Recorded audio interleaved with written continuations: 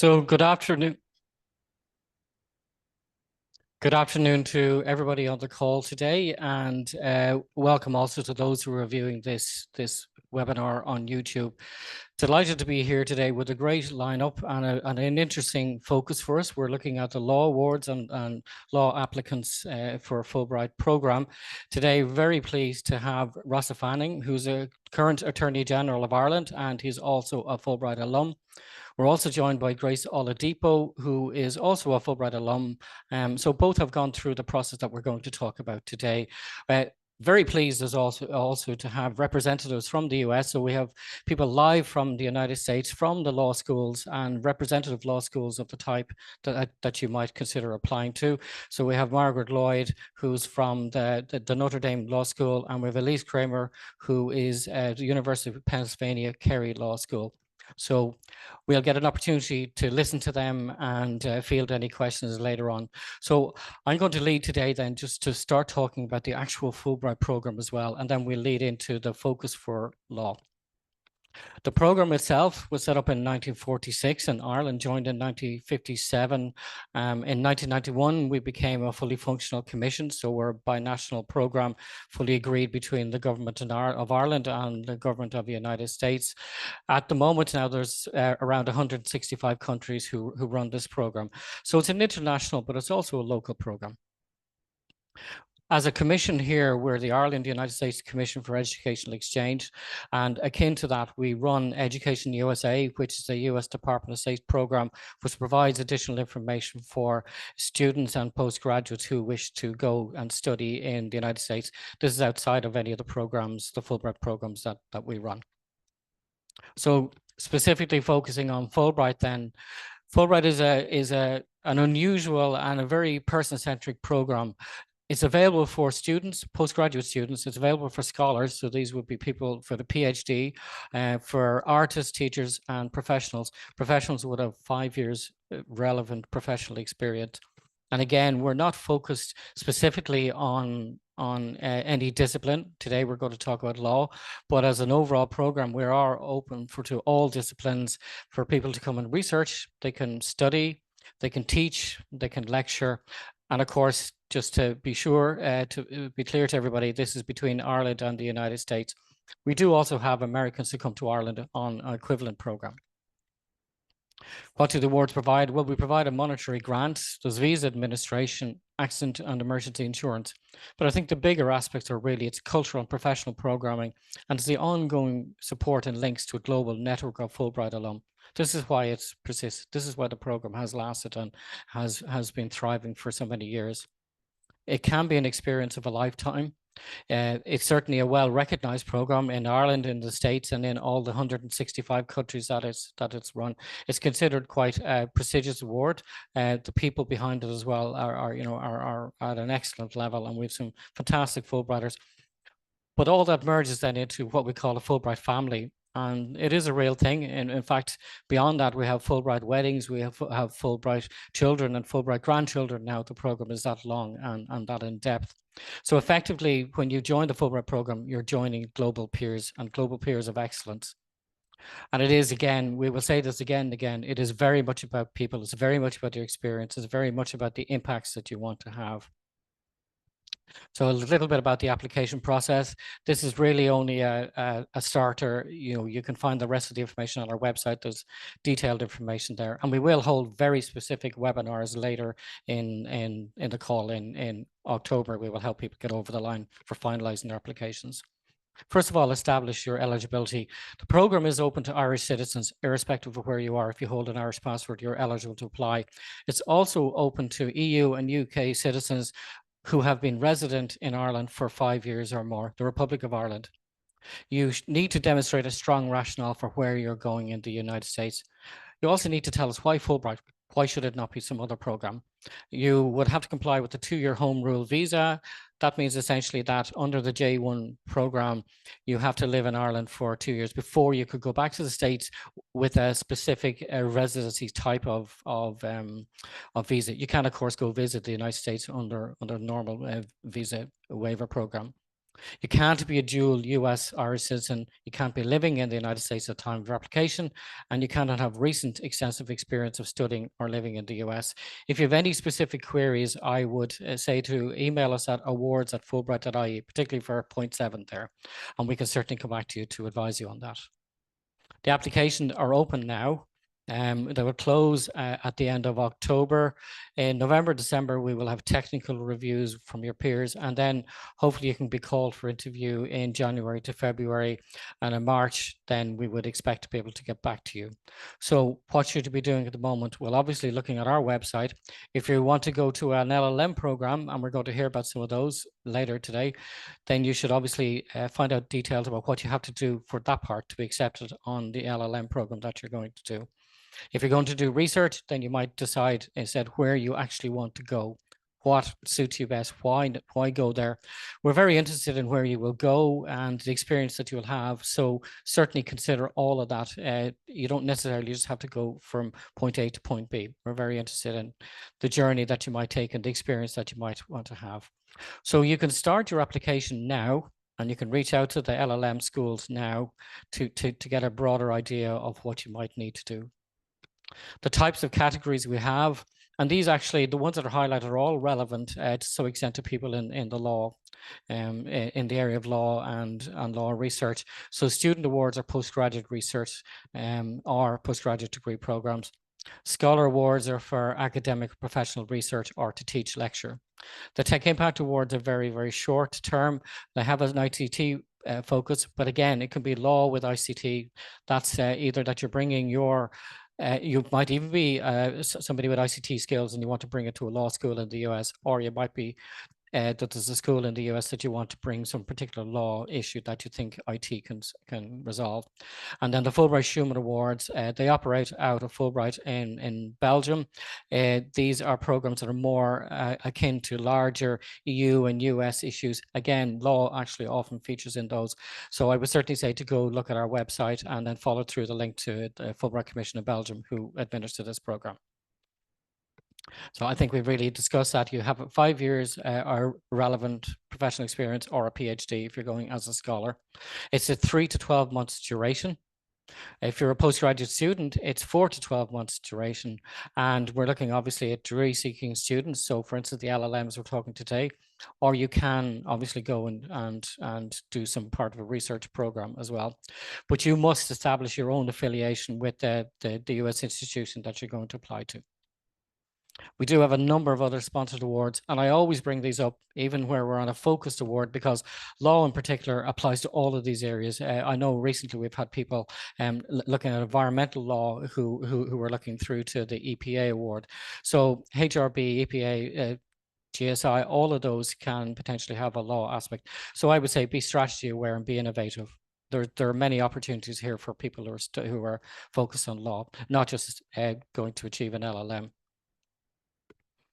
So the specific awards I think we want to really focus down on today: the University of Notre Dame International Human Rights Law, LL.M, an award with the University of Pennsylvania Carey Law School, LL.M as well. Again, because we have all disciplines and we have all these other awards, you could consider if law is appropriate there. So talking about these two different awards, I think we've probably covered the aspects of the requirement for 2-year home rule. So I'm not going to go through all the detail here. I just put it up because it'll be available if you want to pause it on the YouTube video. Of course, all this information is also available on our website, but we will have our speaker talk about this. So I think you'll get better detail there. Same for the Notre Dame Law School award. There's the detail on the screen here. Certainly you can find us on our website, but I think the best information will come from our speaker. So moving on in terms of the applications, they're currently open. For anybody who wasn't aware, they're currently open. Go to our website and you can see how to start your application, start the process there. The closing on Thursday, 31st of October at 4 p.m. sharp. What do you need? Personal information, CV, standard stuff. Something a little bit not standard though is the Fulbright statement and a personal statement. This is where we really, really want to find out about you. This is the key aspect of a Fulbright program. This is why Fulbrighters have been so successful, because it's not just an award to say we'll fund you to go to do something. but it's actually, we're investing in people. We're investing in the impact that people will create. We're moving forward with in your area as well. So we want people who are going to have an impact in the area, and they're passionate about this. So this is really the kind of aspects that we want to find. This is why a Fulbright Award and the application are so very different, because ultimately it's very much about you. You would need your 3 recommenders. They should be professional recommenders. Your passport copy, and if you're an artist, doesn't really apply today, and a letter of affiliation for researchers and scholars. Finding your host, you can obviously look at the awards we're talking today, but there are many, many other opportunities. The US is a very, very wide space. There are so many opportunities for Irish applicants to look across. And sometimes you will have you'll have a more wholesome experience in the places you want to go. So Pennsylvania and Notre Dame, you're going to have a wholesome experience, and many other parts around the US. We're very interested in the diversity aspect of it as well. So consider where you wanted to go. Maybe you want to be a rock star in Oklahoma City. There are lots of Irish Fulbright rock star in Oklahoma City has a lovely ring to it. So preparing your application, why is your work groundbreaking, or why is it important to you? Why is it important you do this LL.M? Why does it have to be in the United States? Why not another country? The specific areas, if you know, if it's human rights, is this something that you're specifically interested in? And then really, what impact will this work that you want to do, or the research you want to do, or the program that you want to study on, what impact will it have? You know, and what can you expect on your career? Where is it going to put you, and why would you do this? Okay. Again, just reiterating, it's such an important point. It is about you personally. Please do tell us about you. We do want to know about your ambitions, motivations, and interests. I've said this before, but if you're a world-class tiddlywinks player, we want to know that. We really want to find out who you are, not necessarily through the prism of the work that you're going to do, but the real version of you, because that allows the program to kind of wrap around you and kind of give you the best experience, and for you to take the best value out of this framework. You know, so if you have a view of the role and the benefit of you being a Fulbrighter, please do come forward with that. It shouldn't be a rehash of your study objective or your CV. It's more about you. And this may be the part that takes a little bit more time to think about and to write out, you know, and talk to people about this. It's a good opportunity to consider where you're going and what you want to do. The actual process then, there's a review, which will be a technical review of the application you're putting in and why it makes sense. It's really a sanity check of why that it actually does make sense and that the timing is correct and those aspects. And then there's the aspect of cultural engagement and leadership. And again, that's a little bit more about you. When you come, if you're called to interview, don't be surprised if we're asking questions about you, and we're persistently asking questions about you, and not necessarily through the prism of the work they're going to do, but we really want to find out about you. So that's where it can be a little bit different, maybe from other programs or other awards or other grants that you've applied for. We're very interested in diversity and inclusion. We've been doing this for quite a long time, and I think Fulbright is now successfully viewed as very diverse. So diversity is threaded through everything we do, including the people we want to come on board and the richness that everybody brings. So please consider that, and consider that in terms of where you want to go to the States and the people you want to interact with in the States. That's also part of the diversity and the aspects that we want to promote. There are some great resources. There's many, many resources. If you're in an institution, there probably is a Fulbright ambassador. You can find them on our website, or you might find them also on your own campus websites. There are many alumni videos and testimonials, and there's webinars. There could be at a Fulbright event that you might be able to go to. There should be some supports as well at your higher education institution, and you can look to follow some Fulbright groups. One thing I would say, congratulations anyway, 90% of successful awardees have attended a Fulbright Roadshow or webinar. So you're already in that 90% group. Doesn't guarantee you will get an award, but I would say that 50% of those who started but did not complete their application, they didn't engage with any support. So it obviously makes sense that you should engage with support. There really are no downsides applying for an award. It's only your time well spent. Even if you're not successful, you've learned a lot. You've learned a lot about what you might want to do, when you might want to do it. the same information you've developed is suitable for other applications. It's suitable for jobs, job interviews. It's also a useful process in you centering, well, what is it I want to do next? Particularly if you're coming from a degree and moving into an LL.M, sometimes you can be quite funneled. And this gives you an opportunity for you as a person to say, well, what actually do I want to do? You are pushing an open door in the United States. Fulbright is a very well-respected program. So if you approach somebody in the United States and say, I'm looking to apply for a Fulbright program award, they're going to know what you mean. And they're probably going to be a little bit impressed, actually. And finally, you are joining a Fulbright family, and that's a very, very valuable and wholesome experience. And as we've said before, it can last a lifetime. And hopefully our two Fulbright alum on the call today can attest to that. Your next steps. Key one is where you get the opportunity to talk to a Fulbrighter. Please go also look at all the information on Fulbright.ie. There's loads of information there. You can follow us on social media. As I said, if you have any queries, particularly related to how much time, or if you've got some unusuals, we don't necessarily need to deal with it in the chats here. But certainly you can, if you have a more detailed response you need, you can send it on to awards@fulbright.ie. So now I'm delighted, Margaret, if you want to switch on your camera, I'm delighted to invite Margaret Lloyd, the Interim Director for International Graduate Programs at Notre Dame Law School. Margaret, you're very welcome. Thank you, Dara, and thank you to everyone. I am excited to be here today and speak to you. I'll say at the outset, I have sent along a lot of slides which detail our program with great specificity, which I'm not going to go over one by one with you today, but this information is available. If you have any questions about Notre Dame Law School, our International Human Rights LL.M, anything at all, you may email lawadmit@nd.edu. That is just the quickest way to get a response. It's kind of a clearinghouse and it will be sent to the appropriate person. But again, lawadmit@nd.edu.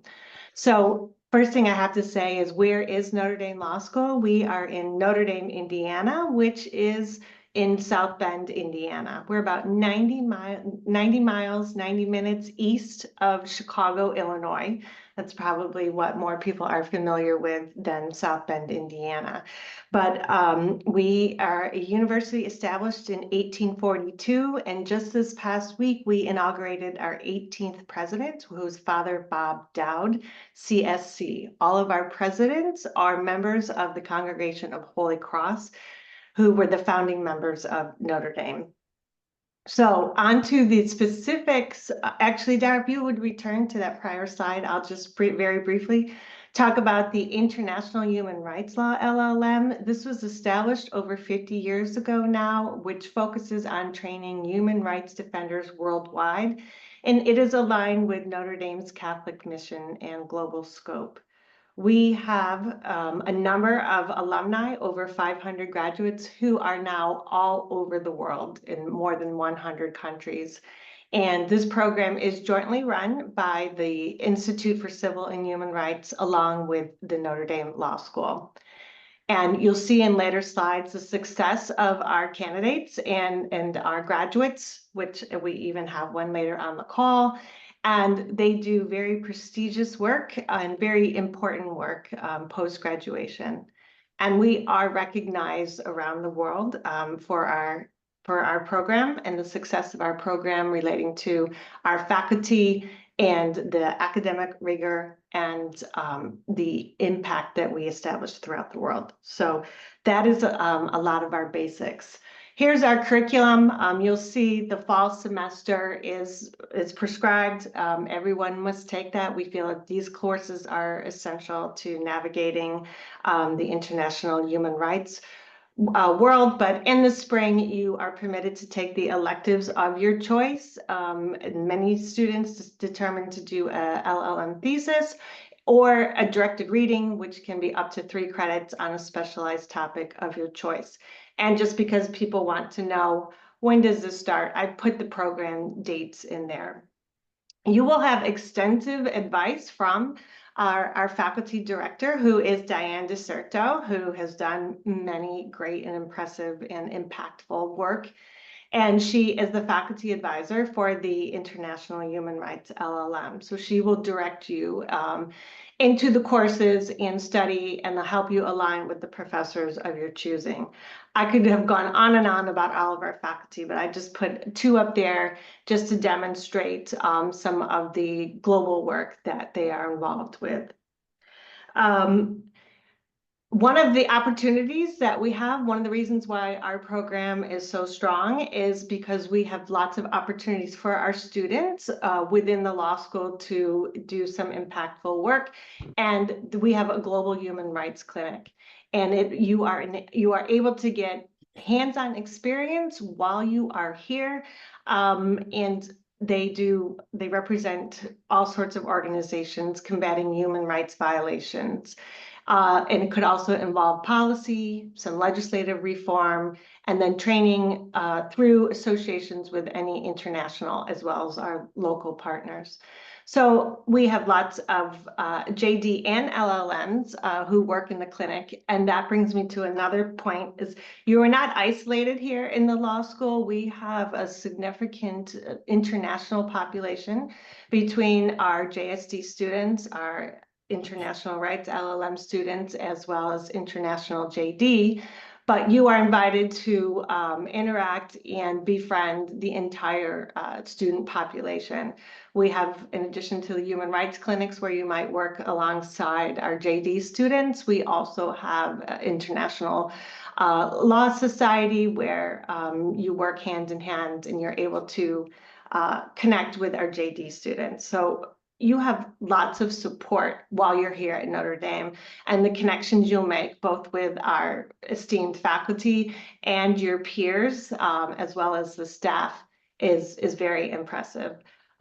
This actually, thank you, Dara. This is another perfect opportunity where our international human rights law LLMs do work alongside our JD students, and this is through the Journal of International and Comparative Law. Obviously, that's a natural fit for our international human rights scholars, but you are able to join and you learn the essentials of how to write a note for an American law journal and the appropriate blue booking exercises, which is always so fun. But you have the opportunity to have your note published. You could do your research through your LLM thesis or directed reading and have that opportunity to have that published in our Journal of International and Comparative Law. So that is just, another opportunity. We've kind of moved past the slide, no need to go back, but there is additional opportunity for collaborative research through other institutes on our campus. We have several institutes and centers that focus in international medium, whether that is environmental law, whether that is human rights, health, all of these issues, and our human rights LLMs combine and work with people in these other institutes and centers. There's also an opportunity for additional funding often from these institutes and centers. So if you just skip ahead to our students, there's a picture of our current students, all of our JSD, international, and exchange students. There are 3 students in that photo from Trinity who are here for this semester with us. And then, 16 LLM, 3 what we consider our general non-human rights focused LLM, and then 15 JSD students. In addition, we have 10 exchange students. And so lots of links for additional information. And what you might want to know is how do you get into Notre Dame Law School? Our application is through LSAC. So in addition to the Fulbright application, you would do an application with LSAC. And what are we looking for? In international human rights LLM, what we are looking for is really someone who has demonstrated impact already and demonstrated an interest in the human rights field. So we're looking for someone who has done human rights work before. And what can we at Notre Dame do to help you develop into a stronger advocate? So what we would like to see when you are working on your applications is to identify what is it about Notre Dame and our International Human Rights Law program that allows you to become the human rights defender that you wish to be.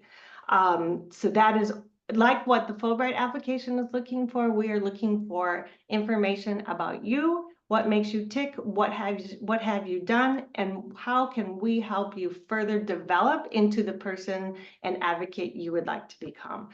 We also have a very specific why Notre Dame question, which I would advise you to think about very carefully. It does align with my comment that what is it about Notre Dame, but also about the Notre Dame mission, and how is it that you can feed into our mission and help bring that to the world. That's what we're looking for. I think I've gone through everything. Again, if you have any questions, that's lawadmit@nd.edu. My name is Margaret Lloyd. My email is mlloyd2, that's MLLOYD2 @nd.edu. So I'm happy to answer any questions later. I will stick around for the end of the call. Thank you. Margaret, thank you very much. That was a lot of good information, and why not ND? That's the takeaway from that. Yes, and that's our beautiful law school right there.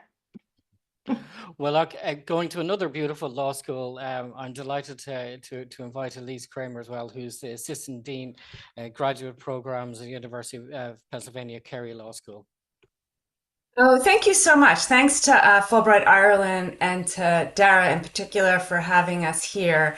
One of the things I learned from Dara recently is that as famous as Penn Carey Law is in the United States, it isn't as well known in Ireland. So just for a little context, in the US, we use people look at something called US News and World Reports. There's a lot of kind of controversy about, some aspects of that. But for context, we're an Ivy League institution, and this year, we tied for 4th with Harvard for overall best law school. So within the US, it's considered a particularly prestigious, well-known law school and is really strong in pretty much every area of law. So it's really, it's not so much that we have a specialty in that we're just a very, very strong, very, the law school has been around for hundreds of years, which is unusual in the US, so just as a little background. So, and as a result, we really have world-class faculty in pretty much every area. I know your Attorney General mentioned before the call, William Burke White, who's a very well-known faculty member who does a lot of things like international arbitration, international human rights. And I would also say that in addition to this sort of culture of excellence, it's also a very collegial place. It's a law school where we're very much invested in supporting students and having students support one another.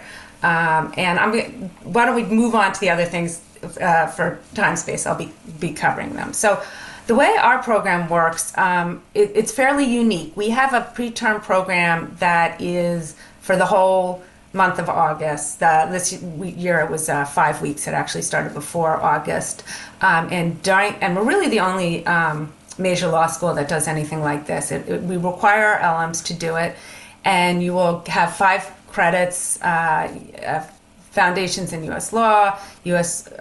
research and writing, and we have over 20 programs that happen during the month that are not academic, social, cultural, professional activities. And we do this because we really feel that our LLMs already have law degrees, but they haven't studied law in the US, and that's a very different experience. And we want to make sure that when they start the fall semester that they're completely prepared, not just academically, but socially, culturally, professionally, so that they can take advantage of the LL.M year that goes very, very quickly.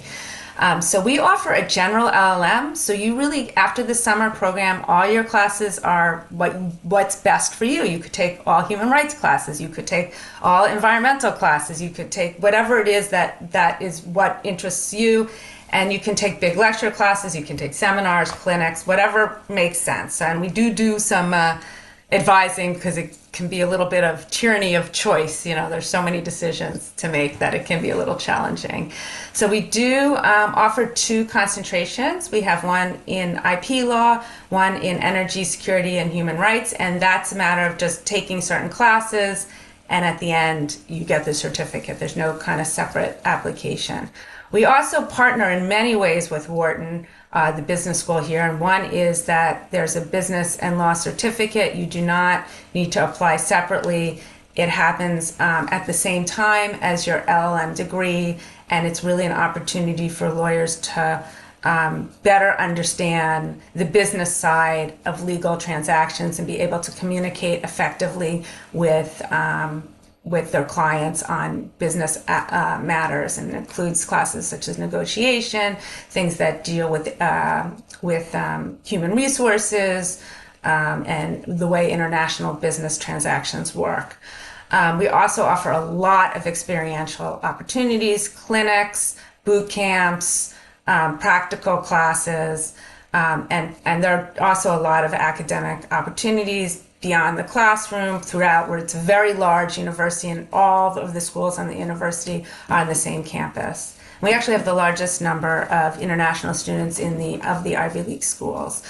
We also students do a lot with Wharton as well. Like this year, they hired, Wharton faculty member hired 3 LL.Ms to work on ESG issues. There's a lot of sort of business, how does business and environmental work together? So next slide. Sorry if I'm a little quick, but I don't want to hold things up. And of course, we have lots of opportunities outside of the classroom. Here's some of our LL.Ms playing what you call football, we call soccer here. We have a very robust pro bono office, and that office provides opportunities specifically for our LL.M students. We have a dedicated career counselor. We have journals. Some of the journals that LL.Ms participate in are our International Law Journal, our Asian Law Journal, our Constitutional Law Journal, Journal of Law and Social Change. It's really up to what you want to do. And for any LL.M program, really a central thing is the networking. It's the getting to know your fellow students. This year we have 135 students, which is a little bigger than we normally are, from 33 countries. So it's that opportunity to really network, get to know your fellow LL.Ms during the summer program, and then getting to know the JDs. Everything once you're at your JDs, we also have SJDs and folks across campus. So after the summer, you're not really doing anything specifically with the other LL.Ms. You're in classes with everyone else.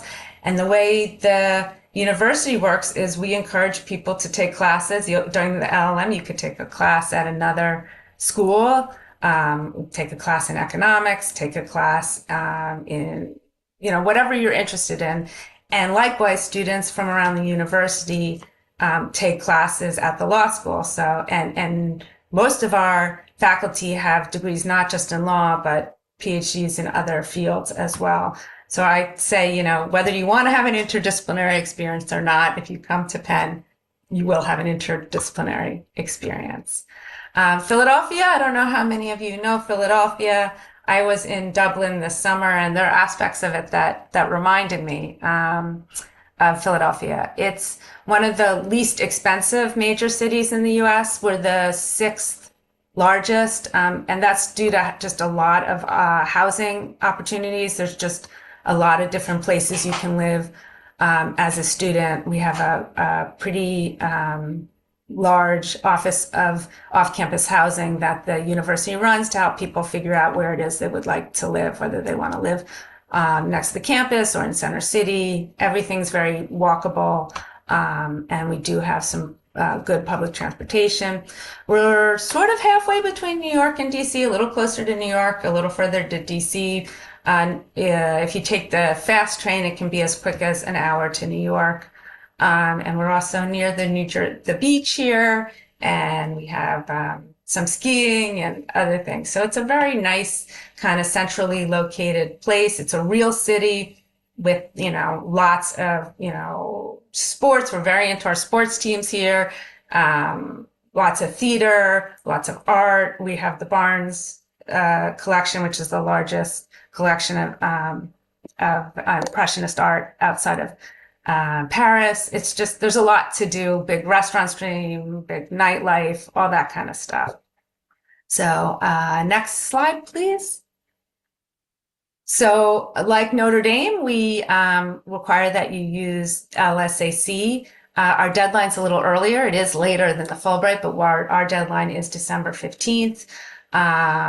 You're just going to fill out an application and not, like Dara was saying, and also Margaret, really think about your personal statement. This is an opportunity for you to, for us to get to know you, to really know who you are. So be thoughtful about it. Last year we got over 1,500 applications for 135 spots this year. But I would say, our Fulbright, getting a Fulbright is also extremely competitive. So we think extremely highly of the Fulbright nominees. As Dara mentioned, or the slide mentioned, so we do give a grant. We give it $30,000 towards tuition. I would say when you apply, also check the merit scholarship. If you're not fortunate enough to get a Fulbright scholarship, we may be able to offer you funding if you're a strong applicant, regardless of whether you were successful in your Fulbright application. We do have quite a bit of human rights programming and interest at the law school. We also do offer a human rights scholarship that just requires an extra essay. And much like in Notre Dame's program, we are looking for people who have showed demonstrated interest and experience in human rights. So next slide. And so this is this year's class in the summer program. After we had an afternoon of team building exercises, it's a very, very diverse group of people. And, I think that's all I have for now. I'm happy to stay on for questions. And I will also put in the chat, the general chat, the email that you can, yeah. Elise, thank you very much. Great background on Carey, but also from Philadelphia. You're selling the city, so it's very much appreciated as well, because people have to live there. So thank you very much. Now, I'm really pleased to invite the next speaker, who's Rossa Fanning, who's a Fulbright alum, and he also happens to be the Attorney General of Ireland. Rossa, thank you very much for coming along today. Appreciate your time at a very busy time for you, but we're really interested to hear about your experience and your thoughts about Fulbright program. Well, firstly, thank you so much, Dara, and the Fulbright Commission for inviting me to participate in this discussion. I'm really pleased to have a few minutes to share with you some perspectives looking backwards at the significance of the Fulbright scholarship and my time in the States. From my perspective in terms of my subsequent career. So good afternoon to those of you listening live, and good afternoon or good evening to me listening at home when I look back at this on YouTube in due course. Let me just address a few basic questions. I suppose the first question is, why did I apply? What stage of life was I at? Why did this make sense for me? So the answer is that I applied 25 years ago exactly. I was 23 at the time and I'm 48 now. And at the time I was finishing what was then the 2-year part-time King's Inns course. I had already graduated with a BCL from UCD. And whilst I was in the King's Inns, which in those days was only available as a part-time option, the lectures were between 4:30 and 6:30 every evening to facilitate the lecturers who were practicing barristers. I was also doing a research LL.M by dissertation in UCD. So I was coming to the summer of 1999 when I was called to the bar. But in advance of that, I have to credit one person in particular, and that was the then Dean of Law in UCD, Professor Paul O'Connor, who was a tremendous source of wisdom and advice to me when I was a student in UCD. And he strongly encouraged me, rather than commencing a career in professional practice as a barrister, to take the opportunity to study abroad for postgraduate study. He was complimentary about my academic results, and he felt that I was a good candidate to apply for this type of thing. And at the time, I didn't have any particular knowledge of third level institutions anywhere else, really. I'd only been in UCD and King's Inns, and I had a very Dublin-centric view of the world. But that year, I busied myself with the application process. I applied to Oxford and Cambridge and got places there, also to the College of Europe in Bruges and to the European University Institute in Florence. But he made it clear to me at the outset that the best outcome would be to study in the United States. And he strongly encouraged me to apply to some of the leading US law schools on the basis that the quality of the legal education in the leading US law schools was superior as a product to that which was on offer anywhere else. And ultimately, I took that advice through the jigs of the reels. I had a number of offers. Michigan made me a very good offer. You've heard previous speakers talk about scholarship support that their universities offer on top of the Fulbright program. And I was very fortunate 25 years ago to obtain a university fellowship from Michigan, as well as the Fulbright scholarship, which at a time when I had no money and uncertain future paths of income made the whole venture more feasible than it otherwise would have been. So that's how I came to apply. For those of you who are at the foothills of a career in law, an interesting piece of trivia is that I cancelled a deviling arrangement with somebody called Brian Murray, who was then an austere junior counsel and is now a judge of the Supreme Court and one of our most highly regarded jurists. But in any event, I cancelled my deviling and went to the States. The second thing I should address you on, I suppose, is what was the experience in the States? I was in Michigan Law School, so I can't speak to Notre Dame or to Penn, but all I can say is from my experience, it was perhaps the most enjoyable year of my life. I would always look back with fondness and with a tremendous sense of gratitude that I had the opportunity, and with a tremendous sense of appreciation that I could study somewhere so good and meet so many interesting people. The quality of the teaching, the facilities, everything was in truth a step up from what I'd been used to. And it really was a tremendous time. During the course of the year, my head was slightly turned by other opportunities. I did contemplate seeking to stay on in Michigan and pursue doctoral studies there.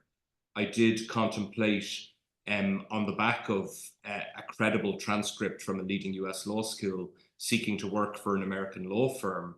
But my heart was always set on returning to Ireland. And what I did do ultimately, after working for 4 months in a US law firm in Brussels that summer, was I returned to Devil and commenced practice at the Irish Bar in the fall of 2000, where I devilled with David Barneville, now the president of the High Court, but then a junior counsel 24 years ago. So the experience was terrific. The financial implications of studying in the United States are challenging for most people in Ireland. Tuition fees are high, and the Fulbright scholarship helped defray those expenses in a significant way. But I think more than just the financial benefit, which is obvious and can be monetarily calculated, I think there was another much more significant benefit from my perspective. If you ask me the question now, looking back 25 years later, what was the long-term outcome for me of being a Fulbright scholar in the United States? Some of it is difficult to calculate, but I would say in broad terms that it has a significant positive reputational consequence in terms of how third parties perceive you. There's no getting away from the fact that it's a prestigious scholarship, and it's well known internationally. Analog programs to that run in Ireland operate in many other countries, and it is a scholarship program, therefore, of international reputation. It's also a multidisciplinary scholarship that's not confined to law. So people who are at a certain level in universities and in the business community will all have a sense that a Fulbright scholarship marks you out as somebody who has been a particularly accomplished student. So I do think it helps in terms of how third parties perceive you. I think from your subjective perspective as well, it very often gives you confidence. It's all very well for you to, I suppose, contemplate me if you're a student a quarter of a century younger than me, and you look down the road and say, well, he's a senior counsel or he's Attorney General. But it wasn't always thus. Everybody goes through the different stages of life. And I do actually remember being at home when the post came over Christmas in 1998, and I received a letter following the interview process that I had been awarded a Fulbright scholarship. And you don't remember 25 years later opening many letters and how you felt when you received them. But that is one that I can vividly remember opening the post. And there was somebody in the house with me that day. And I remember showing them the letter, and they were there. God, this is terrific. That's an amazing accomplishment. So I really do remember it being a big moment for me. And it is the sort of thing that I think does give the individual a degree of endorsement or a degree of self-confidence that you can bring with you subsequently. So at the end of the day, I'm not here to sell an individual institution. I don't think that's my role. But insofar as I'm talking to an audience of younger Irish lawyers and looking at their career, I couldn't recommend more strongly that you would take the opportunity of applying to the Fulbright program.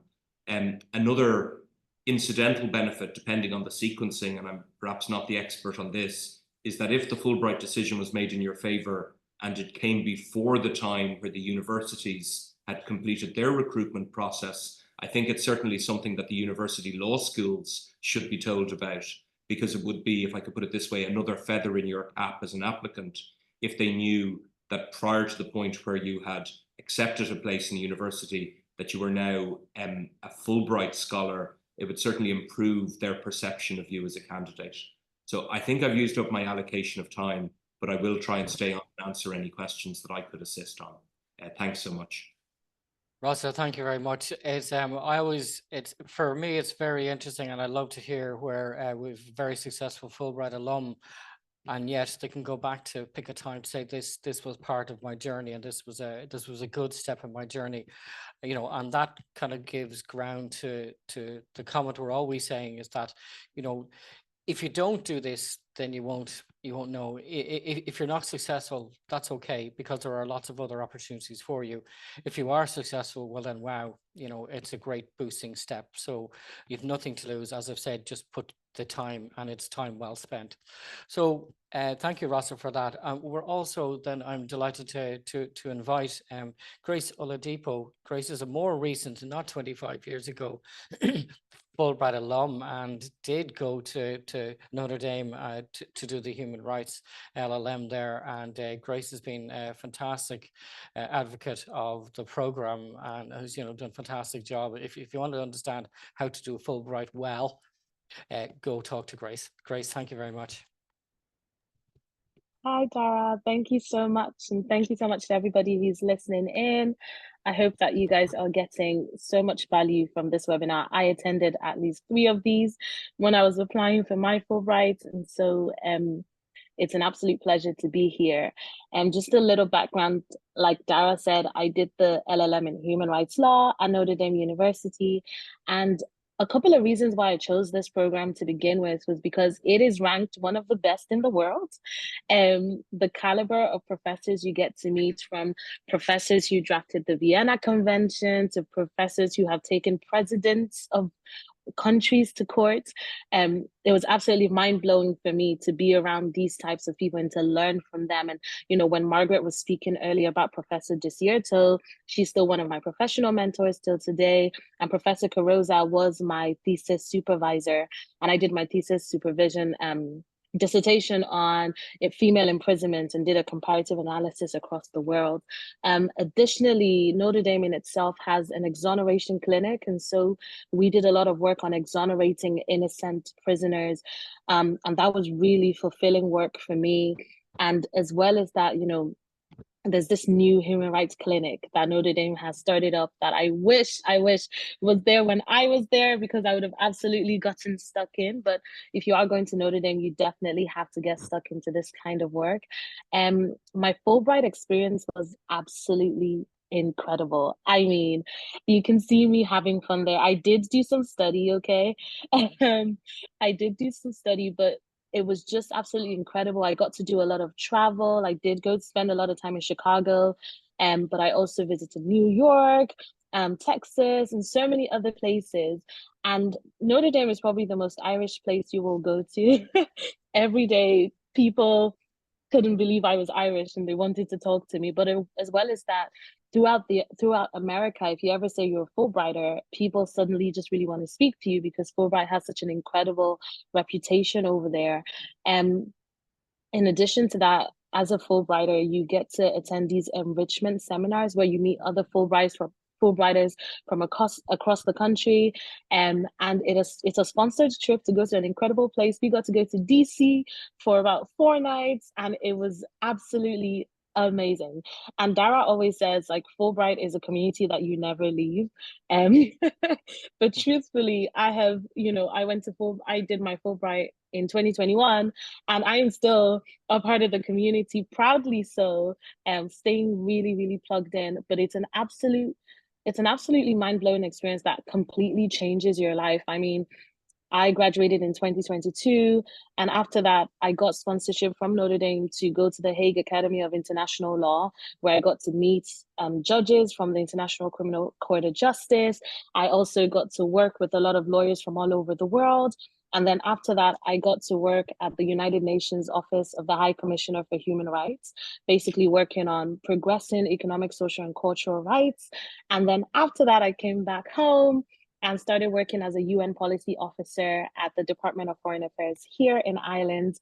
And now I currently work as a social entrepreneur, so pushing for women from minority backgrounds to get access to the Irish labour market. And I'm also working on my qualification to become a solicitor in Ireland.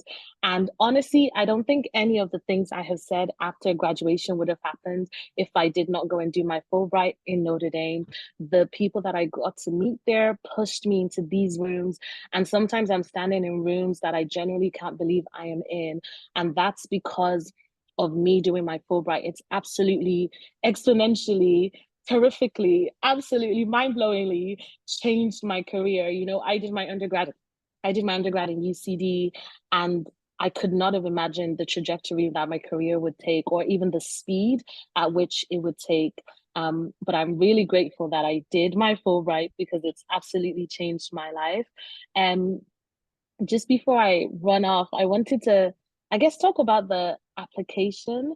A lot of people might not know, but I actually didn't get Fulbright the first time I applied. I got Fulbright the second time I applied. And I always share this because I want people to know that it's not, it can be a difficult process to go through, but it's a worthwhile process. And, if it doesn't come through the first time, it's definitely worth applying again. You haven't lost anything. In terms of your actual application, please, please, please just be yourself. Everyone that's applying for Fulbright is absolutely excellent. So you're coming up against excellent people. And I guess, especially from interviewing people for the Fulbright this year as well, the one thing that Fulbright wants to know is what makes you different? What makes you stand out? How passionate are you about being a Fulbrighter? It's not just about getting the funding. It's literally about embodying what Fulbright is. And that means a lot to everyone in the community. I would also say leave a lot of time to get your application done. Please don't rush through the process. It usually comes through in the application when it's rushed. And I would lastly say that, you have to be able to convince through your application that you genuinely care about your field of study, and you genuinely care about your institution, and you genuinely care about making an impact in that area. And so that always comes through in the application as well. Notre Dame wanted to build a different kind of lawyer, and I think they've definitely and are still building a different kind of lawyer through me, and that was what I really spoke about in most of my applications. So wishing you all the best, good luck, and you've got this. You really have.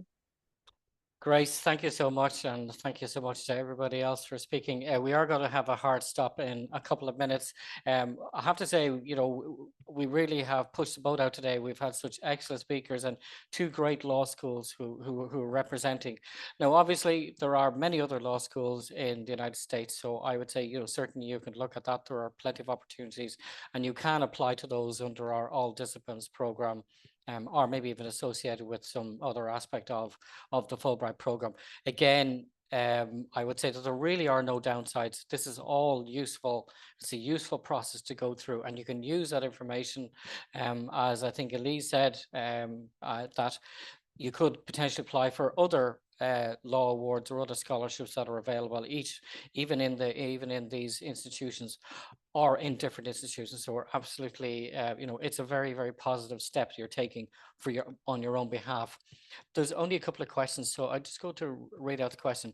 Is there an age limit to apply? I see there's an age limit to undergraduate applications, but cannot see that there is for postgraduate applications. Now, I don't think this is a Fulbright question because we don't actually have age limits. So possibly for Margaret or Elise, if there is an age limit for your programs, you might come out and just advise. We do not have an age limit on our program. We have several students, from mid-20s to mid-40s. So I suppose if you were older than that, you might want to think about it. But in general, I think anybody interested in this program would be welcome to apply. Likewise. And presumably that could be the same across the programs across the United States. I can't imagine there is an age limit. I don't see that. Yeah, I would actually say to the contrary, a lot of LL.M programs prefer students who have some degree of experience. They consider that as a real plus. Okay, good to know that. Thank you very much. There was another question which relates to scholarship.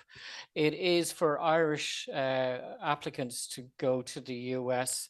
But the Fulbright program is for Irish applicants or Irish citizens or EU or UK citizens who are resident in Ireland for more than 5 years. But in terms of the two law programs and presumably across the States, I presume it's open to nationalities from all around the world. Absolutely, yes. And okay. Okay. This year we got applications from 74 countries, so we're so that's pretty global. I think you can say that. International community in place. Well, look, I'm going to take the opportunity just again to thank our excellent speakers and thank our speaker from the United States for getting up that bit earlier and being available. And Rossa, thank you very much for carving out some time here. Hopefully you haven't taken too much of your lunch break and you can get some food between now and the next meeting. But thank you very much. And Grace, lovely to hear your story as it keeps developing. So I'm certainly interested to hear you on the next time we ask you to speak and where you're at next. And thanks to the team for organizing this.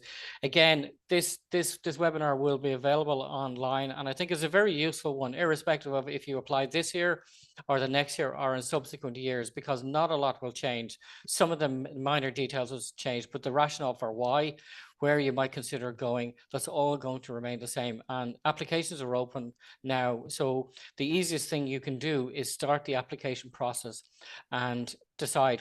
From that, it'll drive you in, towards the elements that you need to get in place to do it. But the time, start now, give yourself time to think about it, and we hopefully will see your application coming through. And for those who are reviewing this on YouTube subsequently, obviously you can take through all the details of the slides that were put up there, and we have many more. And if you have any queries, awards@Fulbright.ie is the best place to come. So thank you to everybody and enjoy the rest of your day, and in States, enjoy the rest of your sunshine, no doubt. Thank you. Take care now. Thank you. Bye-bye.